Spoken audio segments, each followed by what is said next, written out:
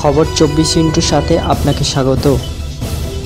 নতুন নতুন খবর জানার জন্য আমাদের চ্যানেলে চোখ রাখুন।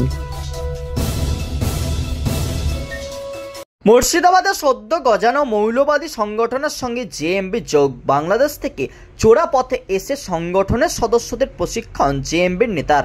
বিস্ফোরক সেই রিপোর্ট হাতে এলো সংবাদ মাধ্যমের।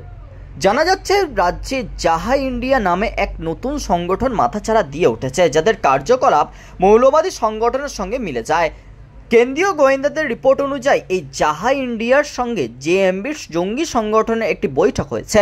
জেএমবির নেতা বাংলাদেশ থেকে চোরা পথে ভারতে প্রবেশ করে ঝাড়খণ্ডের পাকুড় থানার অন্তর্গত একটি এলাকায় এই বৈঠক করেছে। দুদিন ধরে চলেছে সেই বৈঠক। কেন্দ্রীয় গোয়েন্দার রিপোর্ট বলছে ওই জঙ্গি নেতা জাহা ইন্ডিয়া সংগঠনের 6 জনকে ট্রেনিং দিয়েছে।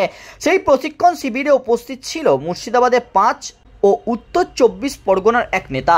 এদের আবার একজন মিডিল ম্যানও রয়েছে। বৈঠক শেষ হয়ে যাওয়ার পর ফের জেএমবি নেতা রুট বদলে আবার বাংলাদেশে ফিরে গিয়েছে। আপাতত মুর্শিদাবাদের সক্রিয় গোয়েন্দারা সেই কারণেই এখন বাংলাদেশি জঙ্গিদের টার্গেটে ঝাড়খণ্ডের বিস্তীর্ণ এলাকা। এ প্রসঙ্গে প্রাক্তন এনসিজি কর্তা দীপাঞ্জন চক্রবর্তী বলেন, এই খবর শুধু গোয়েন্দাদের কাছেই ছিল, জাহা ইন্ডিয়ার নাম কেউ জানতো না।